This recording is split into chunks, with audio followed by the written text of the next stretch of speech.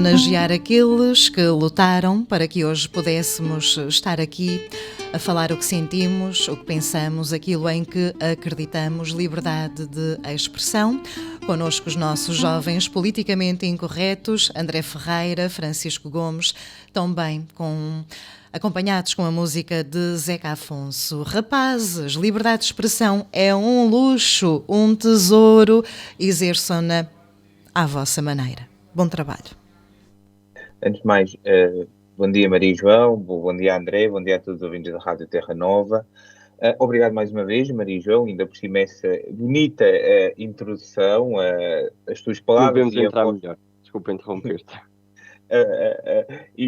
Com as bonitas palavras, ainda por cima com a voz daquele que é provavelmente a voz da liberdade de Portugal.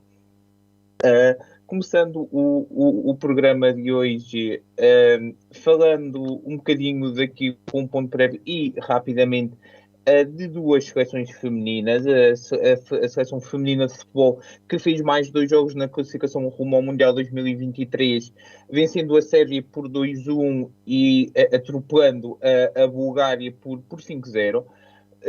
Eu vi os jogos mais ou menos, infelizmente não tive tempo de os ver a todos, mas foram bons jogos da seleção. Esta seleção parece lutar e jogar um bocadinho mais ao ataque, não sei o que é que se passa com o Francisco Neto, mas continua assim. E é bom ver esta seleção a começar a aproveitar os jovens talentos que tem, e muitos jovens talentos que tem.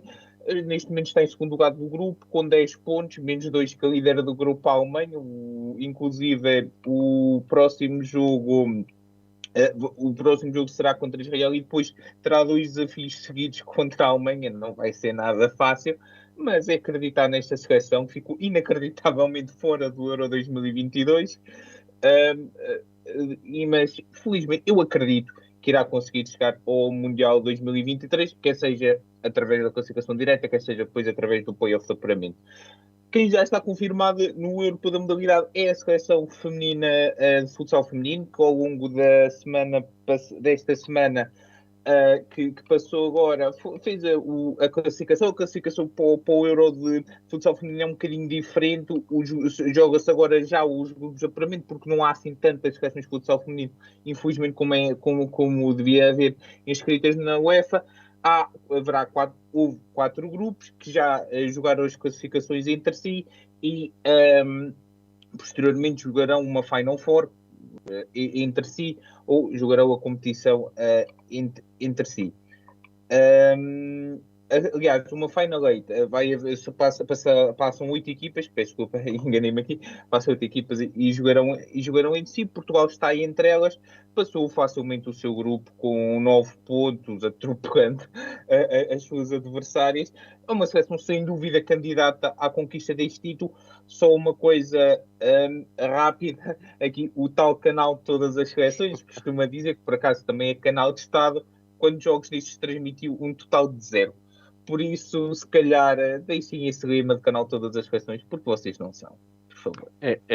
Antes de mais, bom dia. E eu pego nessa tua última intervenção. E eu no outro dia estava a fazer zapping na RTP2, estava a dar um jogo de 2 equipas. Já nem sei de que modalidade era, mas não era de nenhuma equipa portuguesa, eram 2 equipas internacionais. E eu perguntei-me porquê que estão a dar isto e não estão a dar, por exemplo, como o Francisco que também reclamar aqui, jogos das seleções femininas, visto que são a televisão, como o Francisco disse bem, e eles próprios dizem também, de todas as seleções. Aqui, dar os parabéns às seleções femininas pelas suas vitórias. Pode ser que no jogo da seleção feminina nacional de futebol, a Alemanha decida jogar com o Neuer na baliza e Portugal consiga marcar 5 golos, como que aconteceu este fim de semana na própria baliza do Bayern de Munique.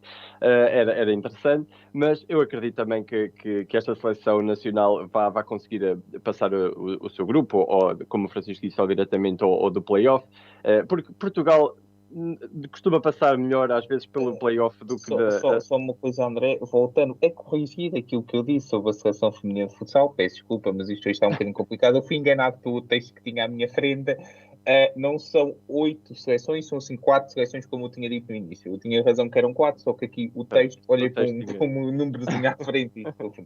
Pronto, então fica a ser aqui retificado. E depois de lá está também a seleção feminina de futsal também a brilhar e a demonstrar, como o Francisco vê mais estes jogos do que eu, ele lá há de saber melhor o que estas seleções valem, mas obviamente que nós, todos os portugueses, esperamos que estas seleções deem cabo de todos os outros e continuem a ir em frente e a mostrar o nome de Portugal também internacionalmente.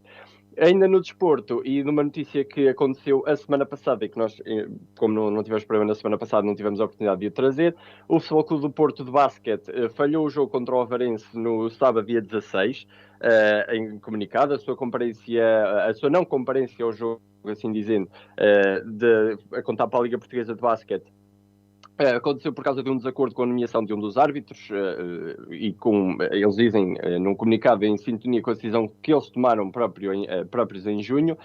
O clube justifica então esta ausência porque o árbitro nomeado foi Paulo Marques.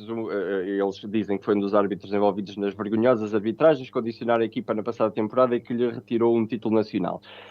E aqui nós vimos aqui bater um bocadinho no Futebol Clube do Porto, porque este tipo de atitudes são atitudes vergonhosas, quer para o próprio Futebol Clube do Porto, quer para o Ovarense, que não pôde jogar, não pôde mostrar o seu jogo em campo. E claro está que eu acho que aqui a Liga de Basquetebol Portuguesa deve impor medidas mais sérias relativamente a este caso. Eu acho que aqui o Futebol do Porto a mostrar um bocadinho de birra relativamente ao árbitro, porque vamos ser sinceros, os árbitros são humanos, os árbitros erram. Pode ser tirados títulos, podem ser dados títulos, mas os árbitros são humanos, erram, não vamos pôr-nos agora aqui, aquele foi nomeado, não vou comparecer. Então, se fosse assim, metade das equipas portuguesas não jogaria os jogos da primeira divisão, o mesmo acontecia na segunda divisão, na Liga dos Campeões exatamente a mesma coisa, e tal como as seleções também, que nós já temos árbitros que não gostam da nossa seleção portuguesa. E se vamos aqui por questões de birrices, isto acaba por se tornar um bocadinho infantil, e o desporto em si não precisa destes episódios, não precisa destas coisas. O Futebol Clube do Porto deve ser castigado. Não sei se já saiu algum castigo, porque eu, a pesquisa que fiz, ainda não vi nada, mas o Francisco está-me a dizer que não com a cabeça, mas deve ser então sancionado a equipa do Futebol Clube do Porto, porque este tipo de atitudes no desporto, quer basquete, futebol, ténis, badminton, golfe, não são as mais acertadas, e depois, claro que está, o desporto é que fica manchado. Sim, concordo com tudo aquilo que o André disse, e ainda há uma coisa para ver o quão grave neste momento está a Federação Portuguesa de Basquetebol.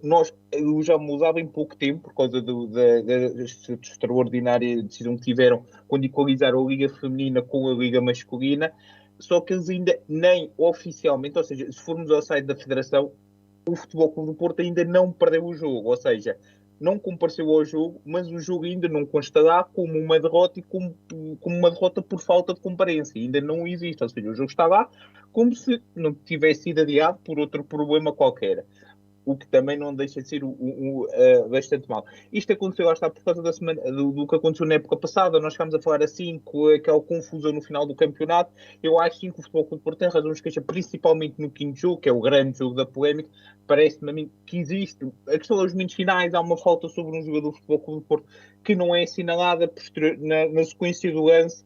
Há um ataque perigoso do Sporting, é assinalada uma falta e o Sporting passa à frente do Futebol Clube do Porto, vencendo assim a conquista do título. Parece-me que o Futebol Clube do Porto tem razões de queixa nesse lance. No entanto, também, vamos lá ver, já chega. Isto é uma atitude que um adepto pode dizer. Agora, o fazer são outras coisas completamente diferentes. Acho que o Futebol Clube do Porto devia começar a comportar-se como uma instituição que é respeitada a nível nacional e internacional, Como e deixar-se que é. Exatamente, e deixar-se destes joguinhos que ficam muito mal à equipa dos Dragões.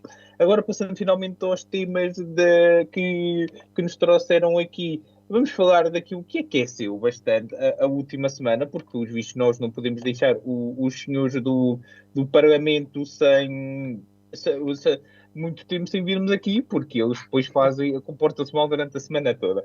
O que aconteceu foi que o Orçamento de Estado foi a votação, o Orçamento de Estado foi a votação e foi recusado, o que causou e foi chumbado, o que causou uma grande confusão política em Portugal. Marcelo Rebelo de Sousa já tinha avisado, porque ao longo já da semana passada já tinha falado que muito provavelmente seria isto que aconteceu, que acontecia, e Marcelo Rebelo de Sousa já tinha dito: meus senhores, ou se entendem em relação ao orçamento, ou eu vim para casa. dizendo que iria dissolver a Assembleia da República. Ao que parece, ao que tudo indica, segundo as primeiras reações, será mesmo isso que Marcelo Rebelo de Sousa irá fazer. No entanto, ainda há alguns programas, algumas obrigações que o Marcelo tem que fazer antes da decisão final. A primeira ele já fez, já falou com António Costa e com a Ferro Rodrigues. Depois, sábado, irá se reunir com os partidos com o assento parlamentar para, na quarta-feira, reunir-se com o Conselho de Estado e aí sim tomar uma decisão final que deverá ainda ser anunciada no dia. Depois é esperar prazos legais e aí poderão ser marcadas eleições antecipadas. Explicando aqui, porque tenho visto muita gente com um bocadinho confusa com isto. As eleições antecipadas são marcadas 55 dias depois da publicação em Diário da República do decreto presidencial que dissolve a Assembleia da República. Imaginemos, por alguma razão, que Marcelo Rebelo de Sousa, no próximo dia 3, diz que vai dissolver a Assembleia da República. Ele anuncia ao país. Só que só entra, por alguma razão,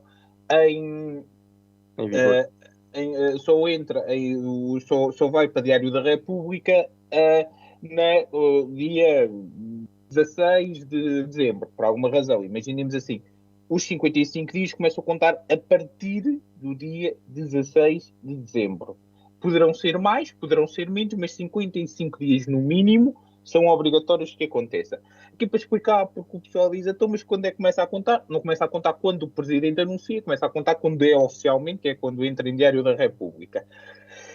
E as eleições provavelmente deverão ser em fevereiro, parece-me a mim que ser aquilo que mais ou menos todos os partidos concordam. Rapidamente em relação a isto aqui, é assim, eu acho que isto aqui poderá ter sido um tiro, isto aqui parece-me ter sido, muita gente esta semana decidiu dar tiros no pé, despachando rapidamente o Presidente da República, ou seja, ele deu um tiro no pé quando chamou o Paulo Rangel, aliás,